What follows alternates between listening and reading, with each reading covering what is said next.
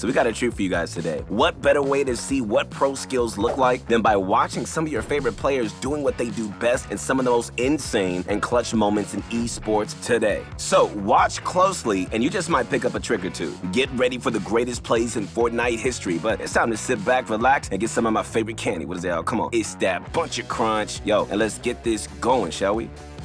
All right, let's start off with something fun. Maybe a bit cheesy, but still one of the most jaw-dropping moments in competitive. Many consider Winter Royale of 2019 to be one of the worst tournaments. But you do have to admit, it does give us plenty of memorable plays. The biggest play, however, was Som, who managed to obtain the Infinity Blade and bring down a world of pain on the rest of the competition. The Infinity Blade was considered one of the most overpowered weapons in the game. With the ability to buff a player's health, movements, and make it easier to completely demolish builds, the weapon came under fire for how broken it was. The biggest complaint, though, was that it was introduced during the middle of the tournament, meaning players who had trained for the prior meta had to quickly adapt to the new one hours before they would go and compete. For one player, however, this sword would help secure their place in Fortnite Hall of Fame. Som wielded the blade in what players could only describe as an absolute massacre. The storm had already closed in, while other players tried to desperately build upwards. Som simply wiped the floor in this close quarters encounter.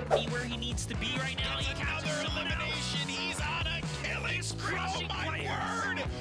He is picked up 8 eliminations, 10 eliminations. It doesn't matter anymore. This is Psalm's world, and we're just merely living in. Entire structures were brought down, causing players to take massive fall damage, and those that survived the initial impact were quickly finished off before they could even react. It's raining Fortnite players in this man-made storm created by Som.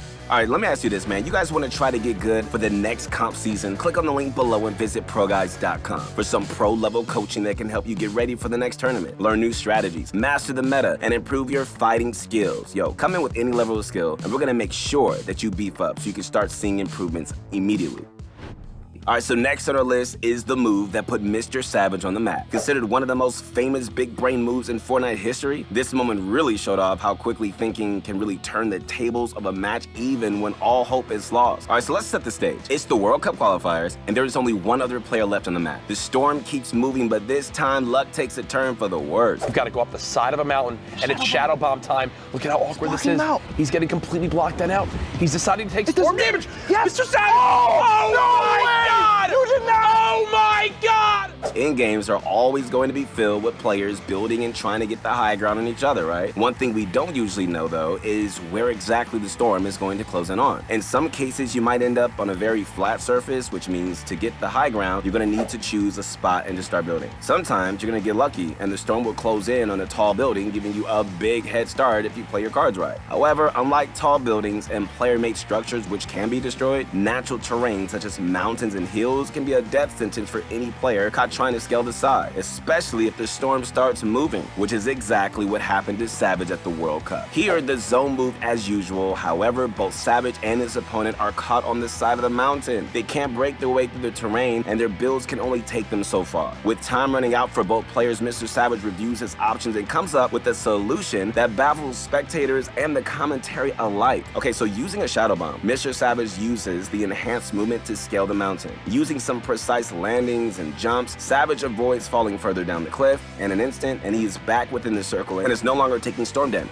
Seeing Savage's strategy, all right, his opponent attempts to do the same, but this time using the knockback from his weapon. Unfortunately, the knockback isn't enough to scale the terrain as he hopelessly just succumbs to the storm, earning Savage a Victory Royale and a qualification for the World Cup.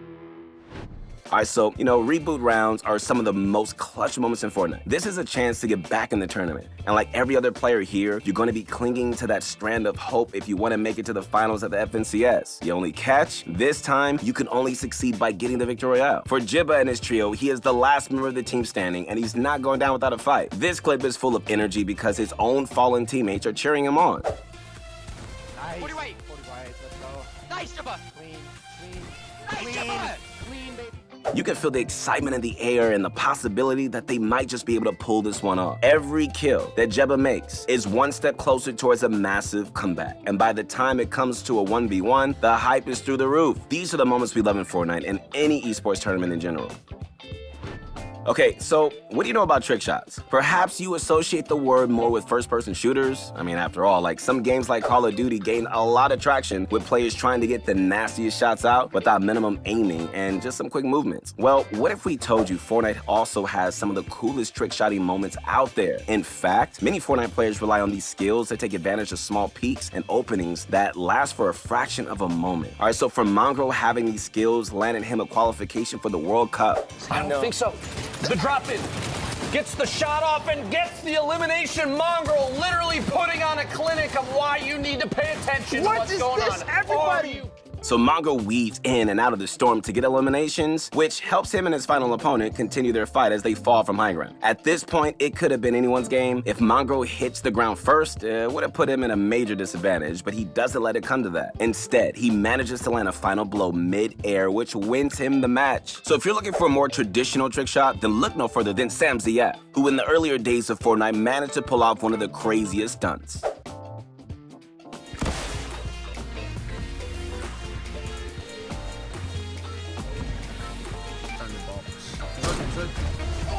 Having his teammate use a rocket launcher, he manages to ride the rocket through the air, and he lands a sniper elimination mid-flight. You don't see those kind of plays every day. Okay, so while they might not be common or worth the risk during a competitive event, it's still exciting to see what Fortnite players everywhere are able to come up with. Trick shots are truly the power move to anybody trying to make it big in Fortnite. But Squid Storm, it's time for the question of the day. Here we go. What's your favorite competitive Fortnite moment? You know, there's so many to choose from, so leave your favorite down in the comment section below. All right, so some of the most exciting plays in esports have been those that completely blow everyone's expectations out of the water. You're not just watching a good player do his thing, you're watching as the timer runs down to the last second, health depleting. It could possibly be like the end, but somehow this player gets back on their feet and pulls off an insane trick, and suddenly, they're back in the game. For Benjifishy, he reaches the brink of death for an instant, but that doesn't stop his concentration at all. He's doing it! It's happening! It is happening. We have manifested, chat. Benjifishy is popping off right now. He's at 100 plus. He's at 115, and he's not done yet. He has a great inventory right now, Shio. He has Chug Splashes, minis, and big pots, and then gold spaz and a gold AR. He's in such a good spot. Benji's gonna get another one. That's gonna be Rotary. Benji is going insane. Benji's gonna get one more. Benji is on an absolute running rampage. 7 eliminations all the way down from height, 1 HP, somehow gets to survive. 3 builds, pump from high ground, drops to low, blocks it off, another one. My God, Benji, the back-to-back, 180 degrees, no, 360 of total carnage. Benjifishy, 9 eliminations, the God run, the curse broken, another 200 pump, low ground, domination. Ferox taken out, the next one, Benji blocks it. Does he get the 1 pump? It's blocked. He's there for the next.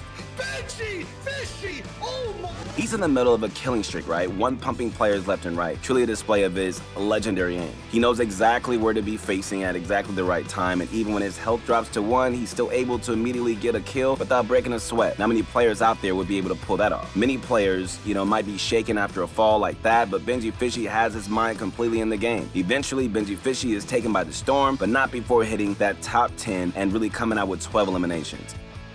It takes a true pro to take advantage of a disadvantage. ThomasHD is that pro. Everybody knows how important it is to have the high ground during the end game. The further up you go, the more of a vantage point you have, and the less likely becomes that a player will drop down from above and eliminate you. However, for Thomas, things become a bit hazardous when he finds himself as the last player standing from his team. Worst part is, he has no mats left to work with unless he gets a refresh quickly. Got Shockwave's sundown. It is an opportunity, but he can't find the height. Oh my! Thomas, can you do it, brother? Trying to drop the players down. One player ends up falling in front of him. He gets no siphon going through there. Didn't get the knock, but now he is outlived as a solo. He's pushed all the way through into a top 3, and not only is it top 3, it is a winnable top 3. He finds the 100. Can he find the second? He needs the siphon. Switches to the bandage cannon, and the siphon comes through. All of a sudden, Gamma's ThomasHD on the low ground. So we watch as he fails to find good footing using his shockwaves, which could be a death sentence for him. However, this doesn't stop him. Instead, he opts to stay on the ground floor in the safety of the circle, knowing that it's going to give him time to stay alive. Here, he manages to stay in it until the very end, grabbing health boosts from players he manages to pick off from down below. His ability to stay in the circle uninterrupted, it gives him the health advantage that he needs during those final seconds of the match to bring home a win.